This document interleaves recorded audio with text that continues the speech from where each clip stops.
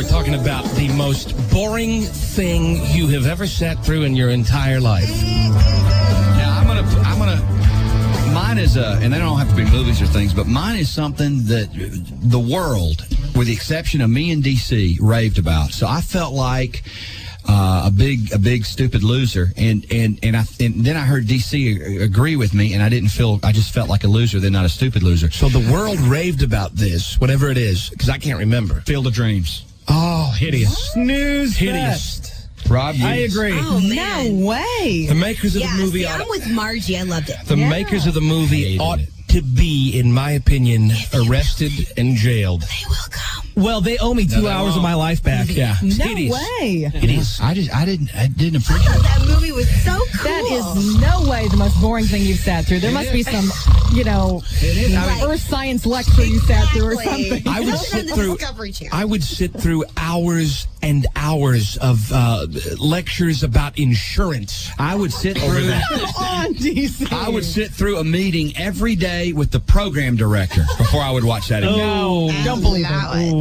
Absolutely hideous, that movie from start to finish. No. And we're just bored by it and didn't get it, didn't appreciate it, and everybody else did. And I felt like a big stupid loser for not appreciating it. And to this day, if I hear Kevin Costner, I think of that movie, and I hurt in places that I shouldn't describe on the air. It's one of the rare things, though. I can honestly say one of the rare things that it was so boring, and couldn't stand it so much that I actually get angry with people that enjoyed it. Well, do you typically like baseball movies, though? Sure.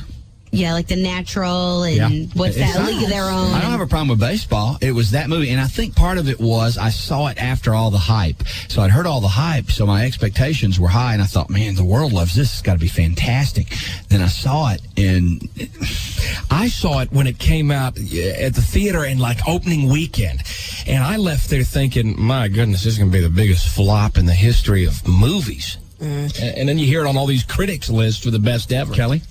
Well, my most boring thing, I went to this last year, and I was reminded this morning when Vanilla Mike said, hey, Kelly, my dance recital's coming up again next week. You went to it last year. You got to come again? Oh, God. Was that pretty bad? How boring was it? Well, that was actually one of Jimmy and I's first dates, so I was entertained You were otherwise. jinxed from the start. I know. So wait a minute. Now, this is the dance recital. With those two words and any, in my opinion, male name never go well together. No. Yeah, this is Ed's big dance recital. DC, I know Ed. He's never been in a dance recital.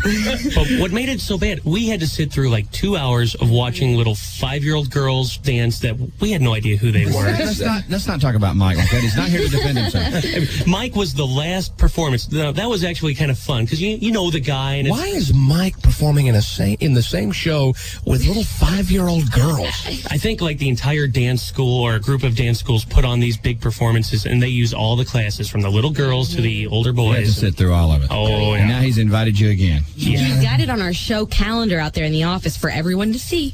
Good. DC, if you'll catch this one, I'll catch it next. And what's the big date on that? Has he circled it It's yet? like in the red? 17th, 18th. He's invited everybody. Yes. He wants the TV cameras there. Oh, my God. He does. Yes, he does. If it's the 17th and the 18th, that's a long recital. It's like 3 days. All right, too much reciting for me. Let's go to Hugo from Meadville, Pennsylvania. The question is, what's the most boring thing you ever had to sit through? Hugo, hey. Hey, guys. Hey, I love your show. I don't know if y'all have ever been to indoor horse show. Yes, I have. My I wife and competed in them. My wife and children used to compete in them quite regularly, and our trainer had hauled us clear up into upstate New York. And What do you people look like that are competing in these indoor horse shows? What's the deal? Hey, Hugo, why the long face? But we sat through. I sat through most of it, and after it was all over, and we kind of were off having a cocktail at the end of it. The trainer looked at me and he said, it's a little bit like watching paint dry, isn't it? Oh. And I kind of agreed with that. Mm-hmm. Yeah. But after that much time, it was like 5 hours long. It just gets a little boring. It's similar, in my opinion, to those dog shows that everybody gets so, well, not everybody, but some people get so intense and excited about that they have every year. The Westminster, I think, is the big one. Unless you got a dog in it, you don't care. Right. Well, I used to compete in the horse shows, and I loved What it. place did you take? I used to take. I used to have it like my whole room was covered in blue ribbons and trophies when I was growing up. Wow, Are those sugar cubes good? Yes, they're really good, and learn a lot I of hate words. you for saying that. Let's go to Steve from Eureka, Missouri. The most boring thing you ever sat through, Steve? Hey, Steve. Hey, look, you got to hit this whole thing there. I didn't do it. Weekly convocation. Are you there? Yeah. Okay. We had Hubert H. Humphrey come and speak to us, and he spoke for the whole hour. And I actually listened to try to hear what he had to say. And for 1 hour, he spoke. He spoke for 1 hour solid, and he never made a declarative sentence. It was just one big ramble. It was, and it made no sense. And I truly listened to try and make sense. You know, I was in college, not really politically active, but here's the Vice President of the United States talking to you and saying nothing. That's funny because that reminds me of a guy when we were up a couple of years ago for this. We were fortunate enough to be nominated for this award for a morning show, and we went to this. We went to this awards banquet. And the MC got up to speak, and the MC had been in radio in like 1925. Oh, no. And his radio career was like from 25 to 38. He did mornings, and Marconi did afternoons. Right.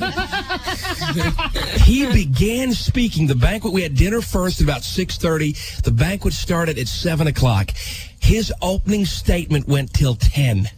It was 3 solid hours, and he went through every, and he first had the most monotone voice. It wasn't even an interesting way of speaking. He said it, and what we did is on January 3rd, 1925, I began broadcasting.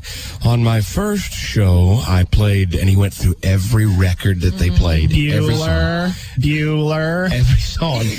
Then and this is when we all knew it was going to be a long night, because then he goes, then in January 1926, and he goes through that entire year, all the way up to 38. Did 13 nonstop years and relived every moment. Yeah, and up until then, I had no idea Rick Bayless was that old.